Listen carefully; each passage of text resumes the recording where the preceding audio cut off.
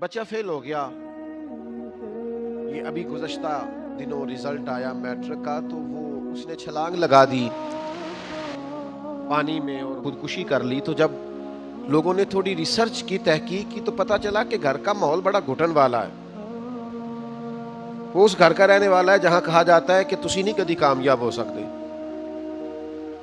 مینوں پہلو ہی پتا سی، میں پہلے سے جانتا تھا تیرا یہی حال ہونا ہے. وہ باتوں کی جو چبھن اسے رزلٹ آتے ہی محسوس ہونے لگی. سارے بچے ذہین نہیں ہوتے، سب کا حافظہ مضبوط نہیں ہوتا، کمزور بھی ہوتے ہیں بیچارے کئی. اللہ تعالیٰ کی توفیق ہے، پیچھے بھی رہ جاتے ہیں بعض اوقات. تو اس بچے نے بیچارے نے اس بات سے ڈر کے کہ اب تو مجھے بڑی باتیں ہوں گی، اور کچھ والدین ایسے ہوتے ہیں وہ تقریر پھر شروع کرتے ہیں تو اللہ ماشاءاللہ ختم ہی نہیں ہوتی. وہ کہتے ہیں میں تو تیری وجہ سے پورے خاندان میں منہ دکھانے قابل نہیں رہا، دوست پوچھیں گے تو کیا کہوں گا، فلاں کا بچہ کہاں پہنچ گیا. اس کو کمپیریزن کر کے، تقابل کر کے مختلف لوگوں سے احساس کمتری کا شکار کر دینا. اس بچے نے بیچارے نے چھلانگ لگا دی. حوصلہ افزائی کریں. حوصلہ افزائی کی ہر ایک کو ضرورت ہوتی ہے، بچے کی بھی ضرورت ہوتی ہے اور جوان کو بھی ضرورت ہوتی ہے، بوڑھے کو بھی ضرورت ہوتی ہے. حوصلہ افزائی کی ان پڑھ کو بھی ضرورت ہوتی ہے اور پڑھے لکھے کو بھی ضرورت ہوتی ہے. حوصلہ افزائی کی ان لوگوں کو بھی ضرورت ہوتی ہے جو کارکن ہوتے ہیں، اور ان کو بھی ضرورت ہوتی ہے جو قائد ہوتے ہیں. حوصلہ افزائی کریں. یہ ذرا قرآن مجید کا انداز دیکھیں نا، اللہ تعالیٰ نے حوصلہ افزائی کی اہل ایمان کی. ان الذین آمنوا وعملوا الصالحات اولئک ھم خیر البریہ. فرمایا جو ایمان لا کر اچھے عمل کرے یہی تو ساری مخلوق سے افضل ہے. ان الذین آمنوا وعملوا الصالحات لہم اجر غیر ممنون. فرمایا جو ایمان لا کے اچھے عمل کرے گا میں تمہیں ایسا اجر دوں گا، ایسا اجر دوں گا، ایسا اجر دوں گا جو کبھی ختم ہی نہیں ہوگا. لہم اجر غیر ممنون. اور یہ سورہ والتین میں بھی ہے، لہم اجر غیر ممنون، ایسا اجر دوں گا جو کبھی ختم. تو یا اللہ سارا قیامت میں ملے گا؟ فرمایا نہیں، ان الذین آمنوا وعملوا الصالحات سیجعل لهم الرحمن ودا. جو ایمان لانے کے بعد اچھے عمل کرے گا نا، رحمان لوگوں کے دلوں میں اس کی محبت پیدا فرما دے. کیسی کیسی حوصلہ افزائی قرآن نے کی، کس کس طرح سے اللہ تعالیٰ نے اپنے بندوں کی توجہ دلائی، کس کس طرح مالک کریم نے نوازا. قل یا عبادی الذین اسرفوا علی انفسہم لا تقنطوا من رحمت اللہ. محبوب میرے ان بندوں سے کہہ دو جنہوں نے اپنی جانوں پہ ظلم کیا ہے، جن سے گناہ ہو گیا ہے، غلطیاں ہو گئی ہیں، ان سے کہہ دو لا تقنطوا من رحمت اللہ، اپنے رب کی رحمت سے مایوس نہ ہو. یا اللہ تو کیا دے گا؟ فرمایا ان اللہ یغفر الذنوب جمیعا، اللہ ان کے سارے گناہ معاف فرما دے گا. ان سے کہو اپنے رب سے کی رحمت سے مایوس. کیسی کیسی تسلیاں ہیں، کیسا کیسا کمال ہے، کیسا انداز ہے کریمانہ. لیکن ہمارے ہاں تسلی دینے کا مزاج، حوصلہ افزائی کرنے کی طبیعت ہی نہیں ہوتی، ہمارا خیال ہی نہیں ہوتا، ہم اس طرف غور ہی نہیں کرتے کہ تھپکی دینا کتنا کوئی کمال کام ہے، حوصلہ افزائی کرنا کتنا کوئی بڑا کام ہے. صرف کالج یونیورسٹی میں ہی نہیں، دینی مدرسوں میں بھی حوصلہ شکنی کی جاتی ہے. طالب علم سے غلطیاں ہوتی ہیں، طلباء سے کمزوریاں رہ جاتی ہیں. اس کا مطلب یہ نہیں ہوتا کہ اس کی جگہ جگہ انسلٹ کی جائے. کوئی بڑی عمر میں آ کے مدرسے داخل ہو گیا تو اس کو کہتے ہیں اپنی عمر دیکھ اور کام دیکھ. آپ کیا بات کرتے ہیں؟ کون سی ایسی عمر ہے جس میں انسان فرشتہ ہو جاتا ہے؟ عجیب انفرادیت ہے لوگوں کی اور عجیب رنگ ہے بات کرنے کا. حوصلہ شکنی نہ کریں. مسائل آ جاتے ہیں، کسی گناہگار سے گناہگار شخص کی بھی حوصلہ شکنی منع. حضرت ابو ہریرہ رضی اللہ تعالیٰ عنہ نے خاتون کو جب کہہ دیا تھا کہ تمہاری توبہ قبول نہیں ہوگی تو اللہ کے رسول ناراض ہو گئے. حضور نے فرمایا تمہیں کس نے اجازت دی ایسی بات کرنے؟ تو جناب ابو ہریرہ پھر ڈھونڈ کے لائے اور آپ نے ان سے معذرت بھی کی. تو حوصلہ افزائی کریں. آپ کو پتہ ہے بچہ جب چھوٹا ہوتا ہے اور وہ چلنا سیکھ رہا ہوتا ہے، چلنا، تو کس طرح اس کی حوصلہ افزائی کرتی ہے اس کی ماں، اس کا باپ، اس کا دادا دادی، نانا نا، بیٹا آؤ نا، آجو آجو میرا بیٹا، وہ گر جاتا ہے پھر اس کو اٹھایا جاتا ہے۔ اب اگر اس کی حوصلہ شکنی کر دی جائے اس عمر میں کہ تو کبھی بھی چل نہیں سکتا، تو مجھے بتائیے وہ چلنا جلدی سیکھ لے گا؟ تو حوصلہ افزائی کریں، دوسروں کو تسلی دیں، ان کے معاملات کے اندر بہتری لانے کی کوشش کریں۔ ہم 1 منٹ لگاتے ہیں اور حوصلہ شکنی کرتے ہیں، اس کے نتائج ٹھیک نہیں نکلتے، معاشرے کے اندر مایوسی پھیلتی، اور جس سوسائٹی میں ہم رہتے ہیں اس میں تلخ مزاج لوگ، تنگ نظر لوگ، الجھے ہوئے لوگ، پریشان حال اور پریشان خیال لوگ، تو اس کا نتیجہ جو ہے وہ بعض اوقات بڑا سخت برآمد ہوتا ہے۔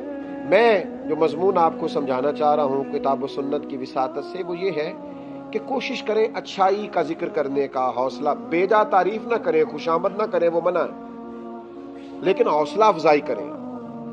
آپ دوسروں کی تائید کریں خیر کے کاموں میں، آپ محسوس کریں گے کہ خوشبو پھیلنے لگی ہے، آسانی ہونے لگی ہے، ٹھنڈک ملنے لگی ہے۔ 2 حدیثیں سنیں، دونوں امام طبرانی نے روایت کی ہیں۔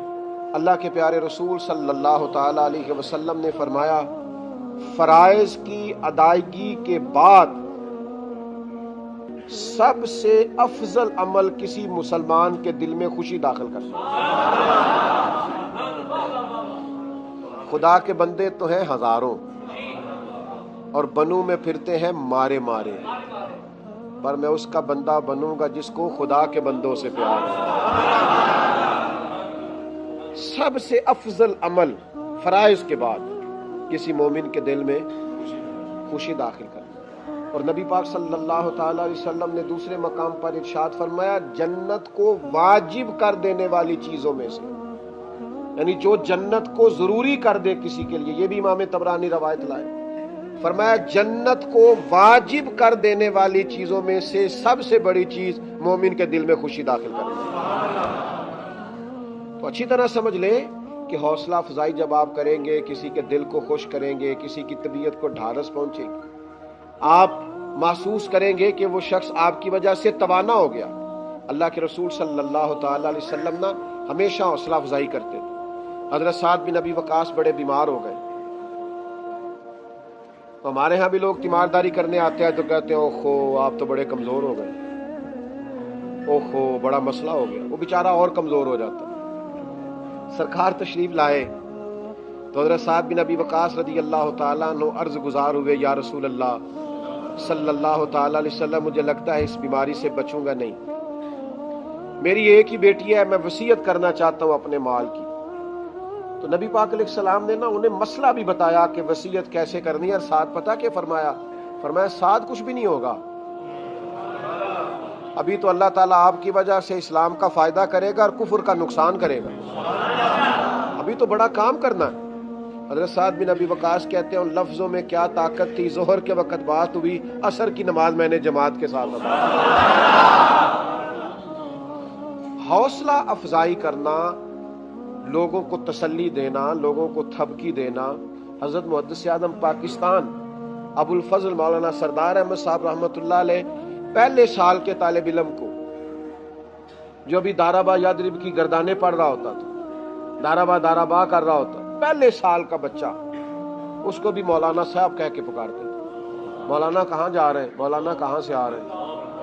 تو ایک توانائی اس کے اندر دوڑتی تھی، وہ سمجھنے لگتا تھا کہ میں اب دین کا طالب علم ہوں۔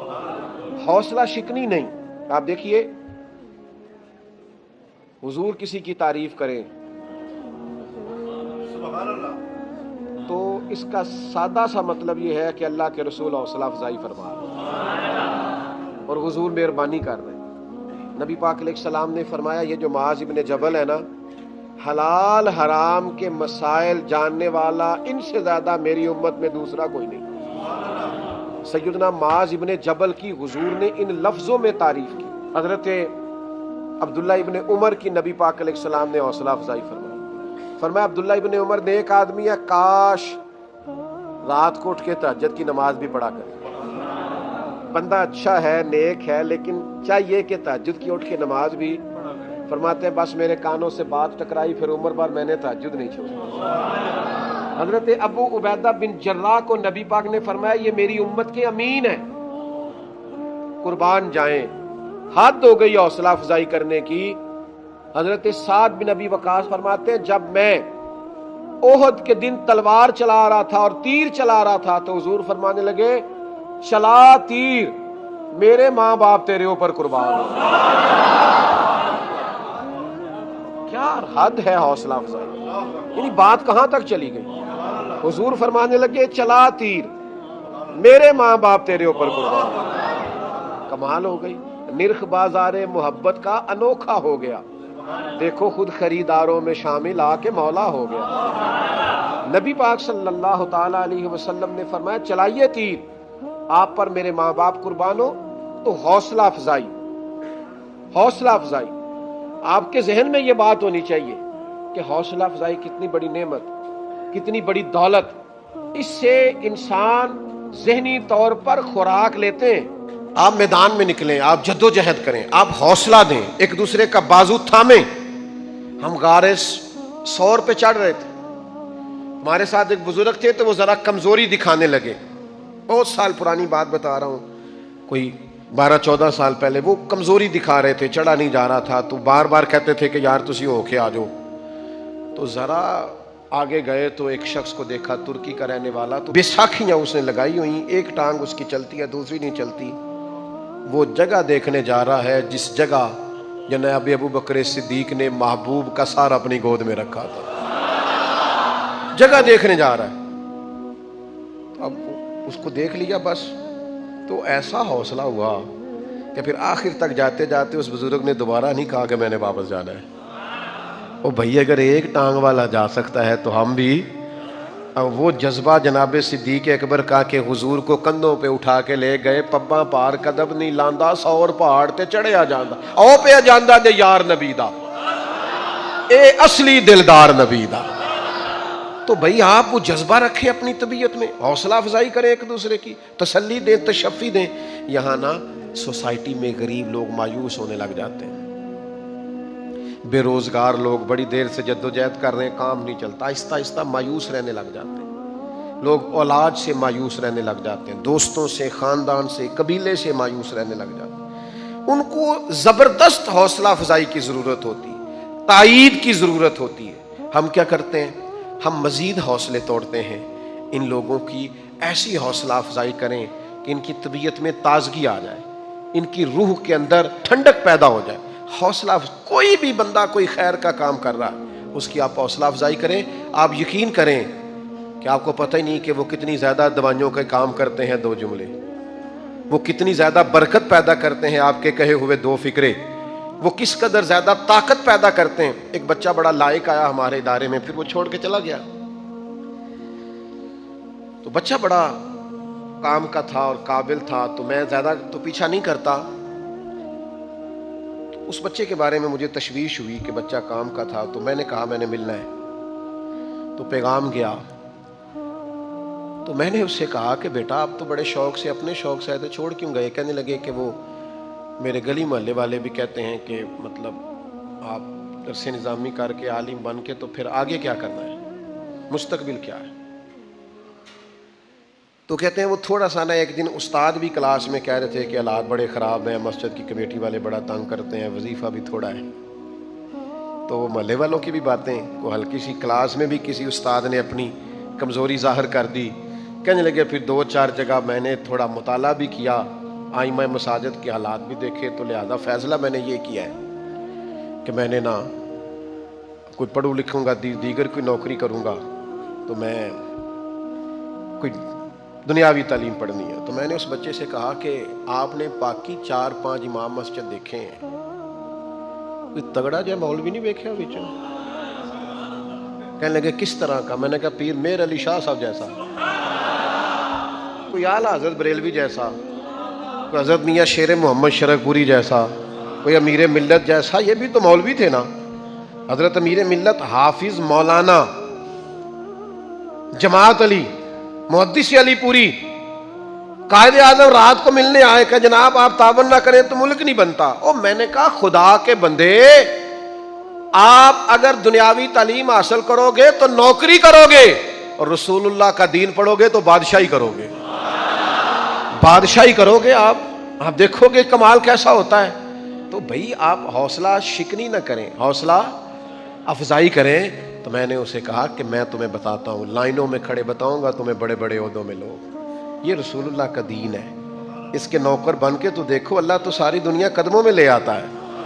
ہم کیا کرتے ہیں؟ ہم حوصلہ شکنی کرتے ہیں۔ تو میرے عزیز، حوصلہ افزائی سے بات بڑی دور نکل جاتی۔ میں آپ سے عرض کروں گا، سب سے زیادہ اپنی اولاد کی حوصلہ افزائی کریں اور اپنے ماں باپ کی حوصلہ افزائی کریں۔ ان لوگوں کو آگے لے کے چلنا ہے۔ اگر آنے والی نسل کو ہم نے اسی طرح توڑ دیا کہ وہ نتیجہ ٹھیک نہیں آیا اور خودکشیاں کرنے لگ گئی، تو پھر حالات ٹھیک نہیں ہوں گے۔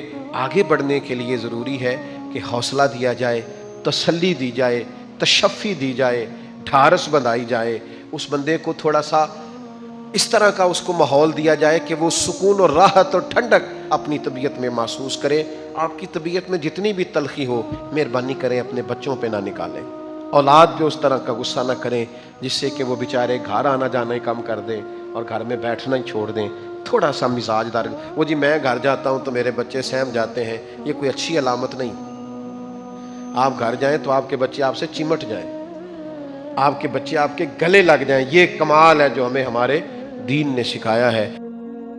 رسول پاک صلی اللہ تعالی علیہ وسلم نے ذہنوں کو پختگی عطا فرمائی، تو سب سے بنیادی چیز حضور کا جو احسان ہے وہ عقیدہ ہے۔ پھر بعض خاص طبقات پر حضور نے خاص احسان کیا۔ آج بھی پوری دنیا میں ڈنڈورا پیٹا جاتا ہے عورتوں کے حقوق کا، پوری دنیا کے اندر، اور بعض لوگ عورتوں کو بڑا دھوکہ دیتے ہیں، کہتے ہیں تمہیں حق نہیں ملتے لہٰذا تم سڑکوں پہ آ جاؤ، معاذ اللہ، تمہیں حق نہیں ملتے لہٰذا تم معاذ اللہ بازاروں کی رونق بن جاؤ۔ عورتوں کو بڑا پریشان کیا جاتا ہے حقوق کے تعلق سے۔ نبی پاک علیہ السلام کی آمد سے پہلے کوئی خاتون کے ساتھ سلوک اچھا نہیں کیا جاتا تھا، اس کا کوئی جائیداد میں حصہ نہیں تھا۔ عورت کا خامد اگر فوت ہو جاتا تو اپنے سسرال کے خاندان کی پراپرٹی بن جاتی معاذ اللہ، اور جس کے مرضی چاہے سپرد کر دیتے۔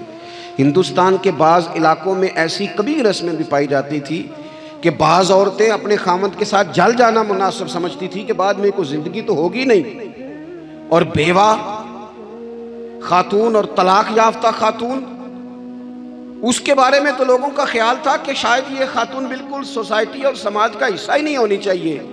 قربان جائیں، یہ اعزاز میرے نبی پاک نے دیا ہے۔ حضور نے پہلی شادی ہی اس خاتون سے کی ہے جن کا پہلے بھی نکاح ہو چکا تھا، اور خاتون کو حضور نے حقوق دیے، جائیداد میں حصہ دیا۔ کہا جو بیٹیوں کی بہنوں کی پرورش کر کے آئے گا اور اچھی پرورش کر کے انہیں روانہ کر دے گا، جس طرح میری دو انگلیاں جڑی ہوئی ہیں میرے ساتھ جڑ کے جنت میں جائے گا۔ اور ایک روایت میں فرمایا کہ جب کسی کے ہاں بیٹی پیدا ہوتی ہے نا تو اللہ فرشتوں کو بھیجتا ہے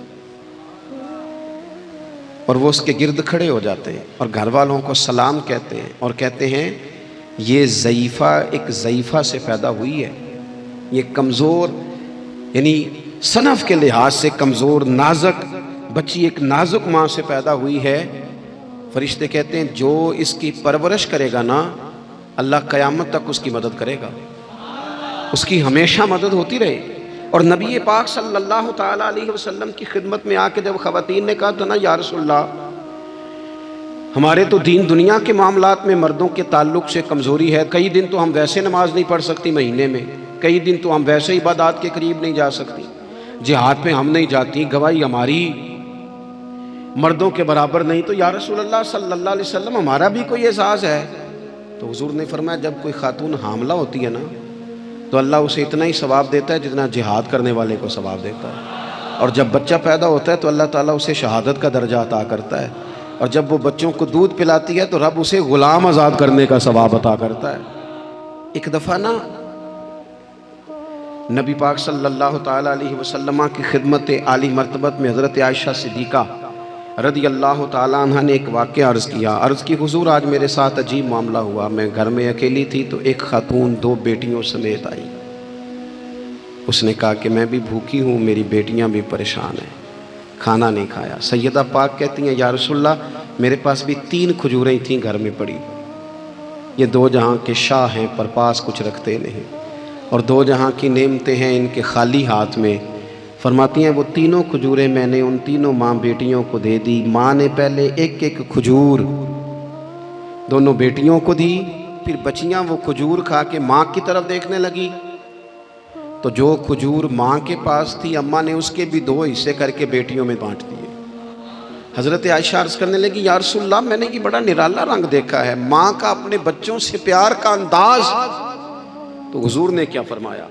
نبی پاک علیہ الصلوۃ والسلام فرمانے لگے سن پھر، اللہ تعالیٰ نے اس عورت پر جنت کو واجب کر دیا ہے۔ فرمایا اللہ نے اسے جہنم سے دور کر دیا جو بیٹیوں کے معاملے میں آزمایا گیا، اور جس نے پھر ان کے ساتھ اچھا سلوک کیا۔ اپنا حضور کا عمل یہ تھا کہ حضور کی بڑی صاحبزادی سیدہ زینب رضی اللہ تعالیٰ عنہ، یہ حضور کی سب سے بڑی صاحبزادی ہیں، یہ بخاری میں آپ کو ملے گا کہ ان کی بیٹی جناب امامہ بنت زینب چھوٹی سی عمر تھی، تو جب حضور نماز کے لیے آتے تھے تو نواسی کو اٹھا کے ساتھ لے آتے تھے، اور وہ حضور نماز پڑھتے تھے تو وہ نبی پاک کے کندھوں پہ کھیلتی تھی۔ حضور نے عملاً بیٹیوں سے پیار کرنا سکھایا، بیٹیوں سے محبت کریں، بیٹیوں سے پیار کریں۔ بیٹیاں بڑی خیرخواہ ہوتی ہیں، بیٹیاں ماں باپ کی بڑی وفادار ہوتی ہیں، بیٹیاں بڑا خاص تعلق رکھتی ہیں۔ جوانوں آپ سے بھی کہوں گا بہنوں کی طرف توجہ رکھیں، جو کسی کی بہن آپ کے گھر ہے اس کا بھی خاص احساس کرے، وہ بھی کسی کی بہن ہے، لیکن اپنی بہن کے ساتھ بھی خاص نسبت کا تعلق قائم رکھیں۔ رشتوں میں اعتدال ہونا چاہیے۔ اس صنف کو نبی پاک علیہ السلام نے خاص کر کے نوازا ہے، اور ہمارا بھی ان کے ساتھ خاص رشتہ ہونا چاہیے۔ اسی طرح کا معاملہ یتیموں کے ساتھ ہے، کمزوروں کے ساتھ ہے۔ دیکھو آج نا ہمارے ہاں کمزوروں، غریبوں، مسکینوں، یتیموں کی مدد تو کی جاتی ہے، لیکن انہیں لوگ اپنے ماحول کا حصہ نہیں بناتے۔ یعنی کبھی گئے تو غریبوں میں آٹا بانٹا ہے، کبھی گئے تو غریبوں میں جا کے کپڑے تقسیم کر رہے، کبھی گئے تو غرباء کو کچھ وقتی طور پر کچھ ضروریات زندگی دے دیں، کبھی عیدیاں بانٹ دیں، کبھی سیلاب زدگان میں چلے گئے۔ غرباء کو کچھ نہ کچھ صدقات تو دے دیے جاتے ہیں، ان پر کچھ خیرات تو کر دیا جاتا ہے، لیکن انہیں سوسائٹی کا ماحول کا حصہ نہیں بنایا جاتا۔ ایسا نہیں ہوتا کہ ان غرباء کے بچوں کو اٹھا کے بڑے شہروں میں لایا جائے، ان کی تعلیم کا خیال کیا جائے، انہیں اپنے ماحول میں رکھا جائے، ان کی بہترین پرورش کا بندوبست کیا جائے۔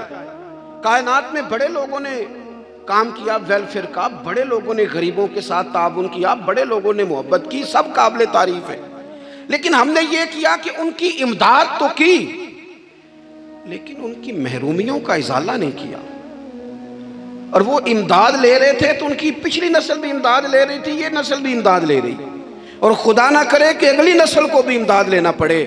میرے نبی پاک صلی اللہ تعالیٰ علیہ وسلم کا انداز کچھ اس طرح کا ہے کہ امام بہقی نے لکھا ہے، حضرت بشیر بن عقبہ رضی اللہ تعالیٰ عنہ کہتے ہیں میرے والد انتقال کر گئے تھے، اور میں ایک جگہ پہ بیٹھ کر رو رہا تھا کہ نبی پاک صلی اللہ تعالیٰ علیہ وسلم میرے قریب سے گزرے، کیوں روتے ہو؟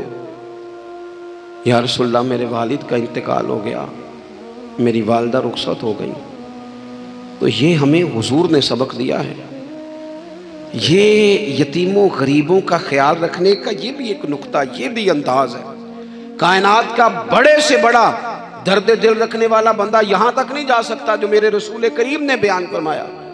کہتے ہیں نبی پاک علیہ السلام فرمانے لگے بشیر بن عقبہ کیا تو اس بات پر راضی نہیں کہ میں تیرا باپ ہوں اور عائشہ تیری ماں ہو؟ آنا تجھے ہم شامل کر لیں اپنے گھرانے میں، آ جانا، مکمل تیرے معاملات کا خیال کیا جائے، تو آ جا۔ اتنا بڑا درجہ نبی پاک نے تو حضرت سلمان فارسی کے بارے میں بھی فرمایا کہ میں نے انہیں اپنی اہل بیت میں شامل کر لیا۔ رسول اللہ صلی اللہ تعالیٰ علیہ وسلم غرباء کے لیے، مساکین کے لیے، یتیموں کے لیے، ناداروں کے لیے جو خاص احسان بن کے آئے، وہ یہ والا لہجہ نہیں کہ ہم مطمئن ہو گئے کہ ٹھیک ہے ہم گئے تو تھے، اتنا پیکٹ بانٹ تو آئے، اتنا کچھ ہم نے دے تو دیا، فلانا کام کر تو لیا، اور وہ بھی کب تک کیا؟ جب تک خبریں تیز تھیں۔ ہمارے ملک میں سیلاب آیا، میڈیا نے خبر دی، شور ہوا، لوگوں نے بڑی کوشش کی، الحمدللہ بڑے اچھے جذبات کا اظہار کیا، ڈھیر سارے لوگ وہاں گئے۔ میں آپ سے پوچھتا ہوں کہ کیا سیلاب زدگان سارے اپنے اپنے گھروں میں چلے گئے؟ ان کے گھر بن گئے؟ لیکن ہمارے جذبے کیوں ٹھنڈے ہو گئے؟ اس لیے کہ خبریں ٹھنڈی ہو گئی۔ ہم تو چلتے ہیں ٹرینڈ کے ساتھ کہ آج کل ٹرینڈ کیا ہے، اگر خبر ادھر کی ہے تو ذوق ادھر کا ہے، خبر ادھر کی ہے تو ذوق ادھر کا ہے۔ دیر پا کام کرنا اور خاص جذبات پیدا کرنا ان لوگوں کے لیے۔ حضرت سیدنا عبداللہ بن ابی اوفا رضی اللہ تعالیٰ عنہ روایت کرتے ہیں، ایک یتیم بچہ آیا تھا، اس نے عرض کی حضور میری ماں بھی بھوکی ہے اور میری ایک ہمشیرہ ہے وہ بھی بھوکی ہے، اے روٹی دا دکھ نہ پوچھو، روٹی تے بندہ کھا جاندی ہے۔ یہ جو بھوک ہوتی ہے نا، بھوک، بہت سارے لوگ نا، میں ایک شادی میں تھا تو وہاں ایک دو لوگ کھانا کھا رہے تھے، تو بعض لوگ انہیں دیکھ دیکھ کے مذاق کر رہے تھے، ویڈیو بنا رہے تھے، کہتے دیکھو کھانا ہی نہیں آتا، کیا انداز ہے، سارا ان کا منہ جو ہے وہ کھانے سے بھر گیا، ہاتھ دیکھو کہاں تک ان کے لتھڑ گئے، کیا انداز ہے۔ تو میں نے کہا تم ان کے کپڑے بھی تو دیکھو نا، انداز، بیٹھنا اٹھنا، کپڑے پہننا، یہ غریبی کا پتہ دیتے ہیں۔ بھوک جب تیز لگی ہو پھر کھانے کے آداب لوگوں کو یاد نہیں رہتے۔ غربت نے میرے بچوں کو تہذیب سکھا دی، اب وہ سہمے ہوئے رہتے ہیں، شرارت نہیں کرتے۔ وہ عزیز، ہوتا یہ ہے کہ جب انسان کو بھوک شدید لگی ہو نا، پھر اسے ڈاکٹر کی ہدایات نہیں یاد رہتی، پھر تو پیٹ کی آگ بجھانے کو لوگ دوڑتے ہیں۔ تو کہتے ہیں اس بچے نے آ کے عرض کی یا رسول اللہ صلی اللہ تعالی علیہ وسلم، ماں بھی بھوکی ہے، بہن بھی بھوکی ہے۔ حضور نے نا اسے 21 کھجوریں عطا فرمائیں، فرمایا 7 تیری، 7 تیری بہن کی، 7 تیری والدہ کی۔ اور یہ حضور نے 21 کھجوریں دی ہیں، یہ نبی پاک نے 21 دی ہیں، ہاں یہ حضور نے 21 دی، اور حضور تو اشارہ بھی کر دینا تو پھر روٹی ساری زندگی ختم نہیں ہوتی۔ وہ حضرت ابو ہریرہ کو بھی ملی تھی، فرماتے ہیں میں کئی سال کھاتا رہا، 1 کلو کھجوریں تھی پر ختم ہی نہیں ہوئی۔ 21 کھجوریں حضور نے دیں۔ حضرت معاذ بن جبل رضی اللہ تعالیٰ عنہ اٹھے اور دوڑ کے جا کے نا اس یتیم کے سر پہ ہاتھ پھیرا اور کہنے لگے پتر اللہ تجھے اپنے والد کا جانشین بنائے۔ تو حضور فرمانے لگے معاذ یہ تم نے کیا کیا؟ عرض کی حضور اس بچے کی بات سن کے میرا دل بھر آیا ہے، محبت نے انگڑائی لی ہے تو میں نے یتیم کے سر پہ ہاتھ پھیرا ہے۔ یہ دیکھو حضور کا رشتہ۔ نبی کریم فرمانے لگے سن پھر، جس نے کسی یتیم کے سر پر محبت سے ہاتھ ہی پھیر دیا نا، تو اللہ ہر بال کے بدلے اسے ایک نیکی بھی عطا کرے گا، ایک گناہ بھی معاف کرے گا، اور ایک درجہ بھی بلند فرمائے گا۔ چلو ہاتھ ہی پھیر دیا، تو نے کچھ تو کیا یتیم کے ساتھ، تیرا کوئی تو اس سے رشتہ ہوا۔ اور تیسرا طبقہ ہے غلاموں کا، مسکینوں کا، غریبوں کا۔ میں اور آپ اس ملک میں رہتے ہیں جہاں کچھ لوگوں کو کھانا بھی نہیں وقت پہ ملتا، اور کچھ لوگ 5 لاکھ روپیہ گاڑی کا اس لیے اضافی دے دیتے ہیں کہ مجھے ذرا نا نیو ماڈل جلدی چاہیے۔ یعنی ایک طرف ملک کی حالت یہ ہے کہ بعض لوگوں کے پاس پیسے نہیں ہیں کہ بچوں کی فیس بھر سکیں، لیکن دوسری طرف حال یہ ہے کہ نئے ماڈل کا موبائل اگر مارکیٹ میں آتا ہے تو وہ ختم ہو جاتا ہے، ملتا ہی نہیں، وہ شارٹ ہو جاتا ہے۔ کچھ لوگوں نے اس طرح کیا ہے کہ انہوں نے یہ سمجھا ہے کہ دولت شاید موج کرنے کے لیے ہمیں دی گئی ہے، ہم طرح طرح کے کھانے کھائیں، طرح طرح سے چیزیں اوڑیں، طرح طرح کے معاملات کریں، انہوں نے یہ طے کر لیا ہے۔ اس کا نقصان کیا ہوا ہے؟ اس کا نقصان یہ ہوا ہے کہ کچھ لوگ غربت کی سطح سے نیچے آ گئے ہیں بیچارے۔ نبی پاک کا جو احسان ان غریب لوگوں پر ہے، حضور علیہ السلام کے پاس نا حضرت عبداللہ ابن عمر روایت کرتے ہیں اور طبرانی میں موجود ہے، حضور کے پاس نا 10 دینار تھے۔ ہمارے پاس بھی پیسے ہوتے ہیں نا، لیکن وہ کچھ ہوتے ہیں ہمارے کھانا کھانے کے لیے، کچھ ہوتے ہیں آئس کریم کھانے کے لیے، کچھ اس لیے ہوتے ہیں کہ آج میری مرضی دا نہیں پکا، لہٰذا میں نے، ہمارے ایک دوست ہیں وہ کہتے ہیں کہ آج کل یہ ماحول بن گیا ہے کہ بچے اگر کہتے ہیں نا کھانا میری مرضی کا نہیں، تو اماں کہتی ہے جا تو برگر کھا لے۔ کہتے ہیں ہمارے دور میں یوں نہیں ہوتا تھا، اگر ہم کہتے تھے نا کھانا میری مرضی کا نہیں تو پھر ہمیں ڈبل چیز کھانے کو ملتی تھی، ایک مار بھی کھانا پڑتی تھی اور وہ کھانا بھی کھانا پڑتا تھا۔ اور پھر کچھ پیسہ لوگوں نے صرف اس لیے سنبھال کے رکھا ہوا ہے کہ جو اضافی چیزیں ہیں نا، اضافی، میرا ویسے تجربہ نہیں ہے اور نہ میں نے زیادہ گہرائی سے دیکھا ہے، بس مجھے بتایا گیا ہے، اور پتہ نہیں اب بات درست ہے کہ نہیں، مجھے بتایا گیا ہے کہ پہلے لڑکیاں بیوٹی پارلر جاتی تھی، اب سنا لڑکے بھی جاتے ہیں۔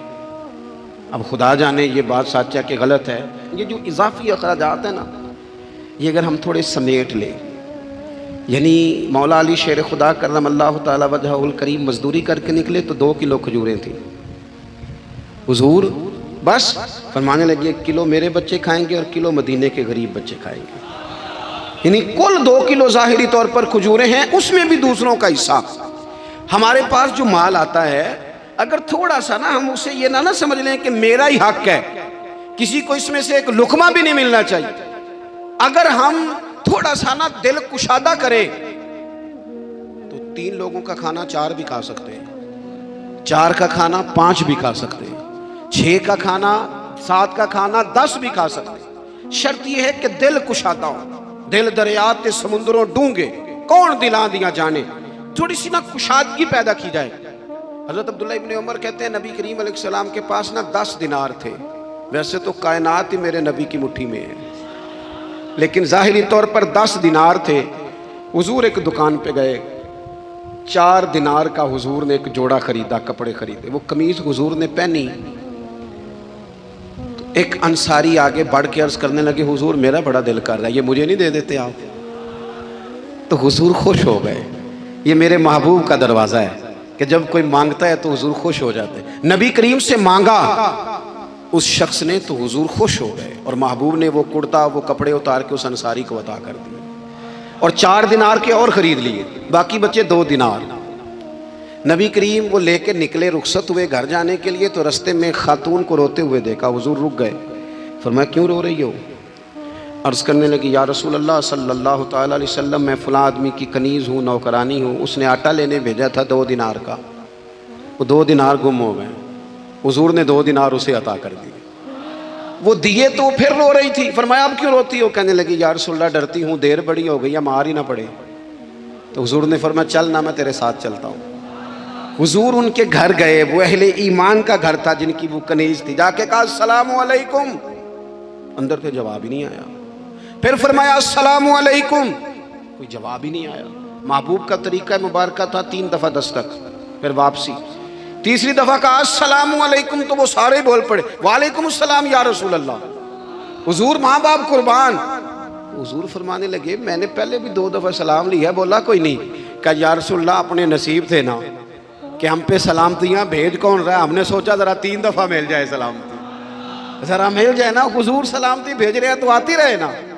محبوب کریم علیہ السلام فرمانے لگے یہ تمہاری کنیز وہاں کھڑی رو رہی تھی، اس بیچاری کے 2 دینار گم ہو گئے تھے، اسے دوبارہ سامان لاتے کچھ دیر ہو گئی، اس پر سختی نہ کرنا، مارنا نہ۔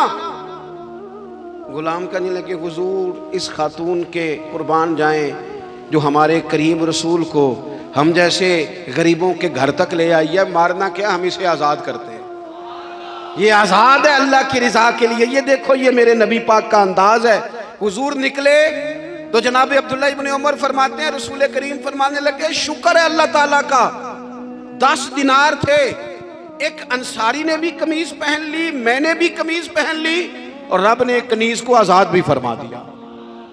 یہ انداز ہمیں نبی کریم نے دیا ہے کہ ہم اپنے دولتوں میں، اللہ کی عطاؤں میں غرباء کو، قریبیوں کو، رشتہ داروں کو، بہن بھائیوں کو تھوڑا شریک کر لیں، تاکہ وہ جو آسودگی اللہ نے ہمیں دی ہے اس میں سے دوسروں کو بھی کچھ نفع ملے۔ اور ایک بات آخر میں آپ کی خدمت میں یہ عرض کرنی ہے کہ جو زیر دست لوگ ہوتے ہیں نا، غلام، ملازم، نوکر، آپ اپنی زندگی کے مسائل دیکھ لیں، جن لوگوں کے پاس لاکھوں آتا ہے، کبھی ہزاروں آنے لگ جائے تو پریشان ہو جاتے ہیں، تو جن کے پاس صرف سینکڑوں ہوتے ہیں، تو ایسا تو نہیں کہ آپ ہی ٹینشن میں ہیں اور آپ ہی کو غصہ آتا ہے، وہ بیچارہ کبھی نوکر بھی تو ٹینشن میں ہو سکتا ہے نا، ملازم کو بھی تو کبھی ٹینشن ہوتی ہے نا، اس کے ساتھ بھی تو مسائل وابستہ ہے نا۔ حضرت سیدنا ابو مسعود انصاری رضی اللہ تعالیٰ عنہ بیان کرتے ہیں کہ مجھے اپنے غلام پہ غصہ آیا تو میں اسے مار رہا تھا، نبی کریم تشریف لے آئے، حضور نے ایک جملہ کہا تو میں رو پڑا، حضور فرمانے لگے جتنا اختیار تجھے اس پر حاصل ہے نا، اس سے کہیں بڑھ کر رب کو تیرے اوپر اختیار حاصل ہے، لہٰذا اللہ سے ڈر، اس کے معاملے میں اللہ سے ڈر۔ اور پھر حضور تو صرف غلام نہیں، جانوروں کے حق تک کا خیال فرماتے۔ ایک جگہ تشریف لے گئے تو اونٹ آپ کے پیروں پہ سر رکھ کے رویا، نبی کریم نے اس کی پشت پہ ہاتھ پھیرا، فرمایا اس کے مالک کو بلاؤ نا۔ جب وہ آیا تو کیا ارشاد فرمایا؟ فرمایا تو اس کے معاملے میں اللہ سے نہیں ڈرتا؟ اس نے شکایت کی ہے کہ تو اس کی طاقت سے زیادہ بوجھ ڈالتا ہے، چارہ اور پانی بھی وقت پر نہیں دیتا۔ یہ حضور کے احسانات ہیں، ہمیں ان احسانات کا خاص خیال رکھنا چاہیے۔ اور یہ جو ایام ہے عید میلاد النبی کے، ان ایام میں بالخصوص ہمیں غریبوں کے ساتھ، یتیموں کے ساتھ، بیواؤں کے ساتھ، مساکین کے ساتھ، لاچاروں کے ساتھ اس لحاظ سے زیادہ مدد کرنی چاہیے کہ میرے رسول پاک انہی کے لیے تو زیادہ رحمت بن کے آئے، انہی کا تو محبوب نے خیال زیادہ فرمایا، انہی کے بارے میں تو ہمیں تلقین زیادہ فرمائی۔ وہ اپنے پرائے کا غم کھانے والا، مرادیں غریبوں کی بھر لانے والا، مصیبت میں غیروں کے کام آنے والا، وہ نبیوں میں رحمت لقب پانے والا۔ تو نبی پاک علیہ السلام، اللہ کریم نے قرآن مجید میں فرمایا ہے کہ لَقَدْ مَنَّ اللَّهُ عَلَى الْمُؤْمِنِينَ إِذْ بَعَثَ فِيهِمْ رَسُولًا، فرمایا تحقیق اللہ نے مومنوں پر احسان فرمایا ہے کہ انہیں اپنا رسول عطا فرمایا ہے۔ اس کا صرف ترجمہ کبھی بندے کی سمجھ میں آ جائے نا تو سارا میلاد اس کی سمجھ میں آ جاتا ہے۔ صرف اس آیت کا آسان سادہ ترجمہ اگر سمجھ لیا جائے کہ رب کہتا ہے میں نے احسان کیا تم پر، تمہیں اپنا رسول دے دیا۔ وہ دو عالم کی رحمت ہیں، وہ جہاں چاہتے وہیں رہتے، یہ تو ان کی مہربانی ہے کہ یہ عالم پسند آیا۔ نبی پاک صلی اللہ تعالیٰ علیہ وسلم ہمارے اوپر رب کا سب سے بڑا احسان ہے، اور اللہ تبارک و تعالیٰ نے سسکتی، تڑپتی، بے چین، پریشان، تکلیف میں مبتلا اپنی مخلوق پر رحم فرمایا اور رسول کریم عطا فرمائے۔ نبی پاک صلی اللہ تعالیٰ علیہ وسلم کی تشریف آوری نے ایک ایک ذرے پر احسان کیا، حضور سے ایک ایک نگر، ایک ایک پتہ فیض یاب ہوا، لیکن بعض چیزیں ایسی ہیں جنہیں خصوصی طور پر سرکار نے نوازا، بعض معاملات پر خاص کرم نوازی حضور نے فرمائی۔